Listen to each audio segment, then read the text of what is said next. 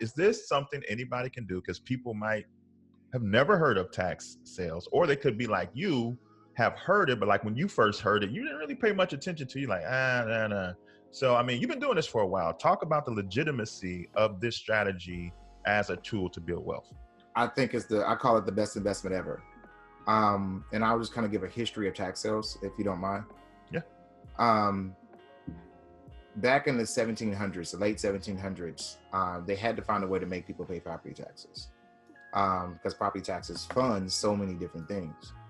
And so they came up with the whole feudal system, which is, existed way before then. The feudal system, which is where the county has the right to put a lien against the property if you don't pay your taxes. And then it doesn't help the county to put a penalty on it and then put a lien against it because they still don't have money. And so in order to help them meet their budget, they will sell that lien to an investor. And then when the property owner pays their penalty for their taxes, you will get that penalty back as an investment on your property. And so in every single state, that penalty is different. In my state, in Indiana, is 10%. But in Florida, it's 18%. In Texas, it's 25%. In Iowa, it's 24%. In Michigan, it's 24%. And these are like guaranteed investments because it's secured by the real estate. The awesome thing is that if they don't pay their property taxes and you have a lien against it, you supersede all other liens because it's a county lien. Which means if there's a mortgage on the property, you supersede the mortgage. If there is a lien against it because they had a business loan or they had a contractor's lien, you supersede that lien. Which means that now I'm in first lien position. So when they don't pay their property taxes, even if there's a mortgage against the house, I get the property debt free. Wow. Right. So we literally have bought property that had $80,000 and $90,000 mortgages on them, and it was dissolved. We get a lien unencumbered. And so that's the awesome thing about this process. It's been here. Tax lien sales, they're older than the Federal Reserve System, and they're older than Wall Street. The problem is that nobody teaches it because most of the people who were involved in this were your hedge fund investors.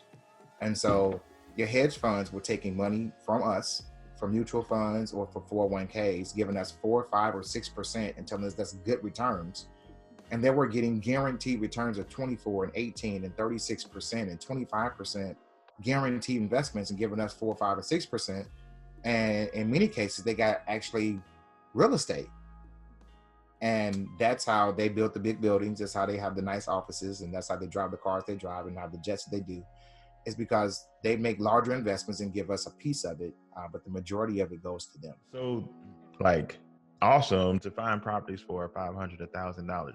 What type of shape are these houses in? I mean, my mind tells me, if I'm paying $500 for a whole house, how much am I going to have to put into it to make it a nice house that I can rent out to other people?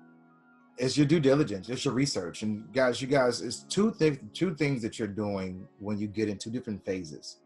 One is the research phase, and the other one is the legal phase. The legal phase, I really recommend for you to hire an attorney. We used to teach how to do this legally, like how to go through the legal process. We no longer teach it here because the legal process can be so extensive. Well, God was just gracious to us, because if we had some of the issues that we ended up having later on, where we had to hire attorneys, I wouldn't have got into this, right? So sometimes God will hide things from you just so you get your feet wet, and then He'll let you see the real thing. Like, God, I didn't see this. And so the legal process, just hire an attorney, guys, for it. It's worth the investment into the property. But the research part, I mean, it's up to you. So, for example, I'm in Lake County, Indiana. Lake County, Indiana, their tax sale will have about 14,000 properties on it. Out of those 14,000 properties, through your due diligence, is your responsibility to go through and search those 14,000 properties to find one that's the gold nugget. And so I tell people that my mom, when I was growing up, my mom was a shopaholic. Literally, I hated. I think she messed me up because to this day, I don't like shopping. So that's probably why I ain't married, because I ain't going to no mall. Like, I'm just not, I'm cursed. Like, I'm just not gonna go.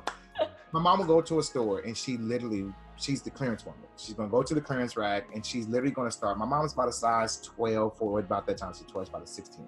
She'd probably kill me if she knew I told her size. All right. And she would go to the section that says 2 or small, and she would just go like this. And I'm like, Mom, why are we over here? All right. And she would say, you never know, baby. People put stuff back in the wrong places. And so she had the diligence to literally go like this on the racks until she found what she was looking for.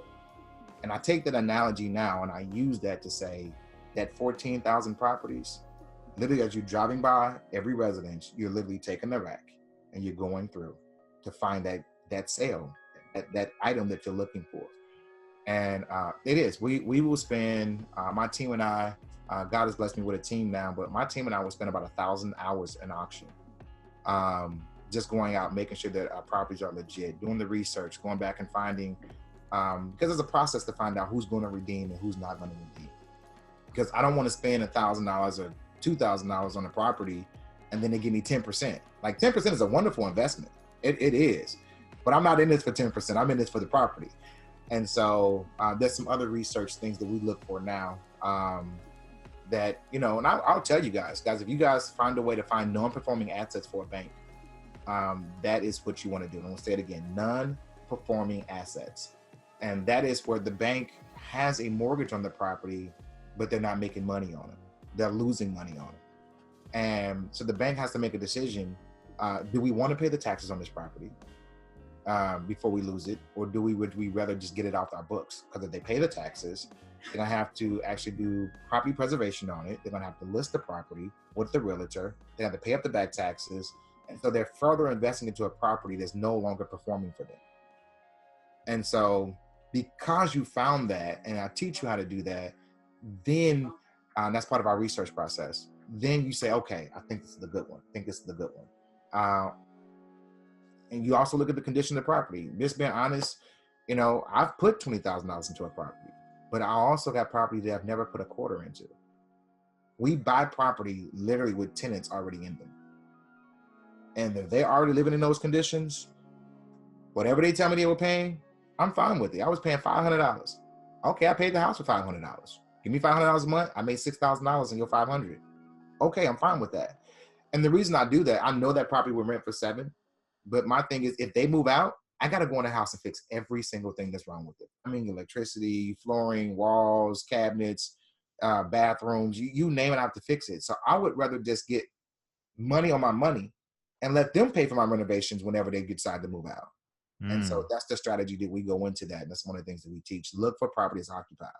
Look for properties occupied. And we buy several properties, several of them that are already occupied.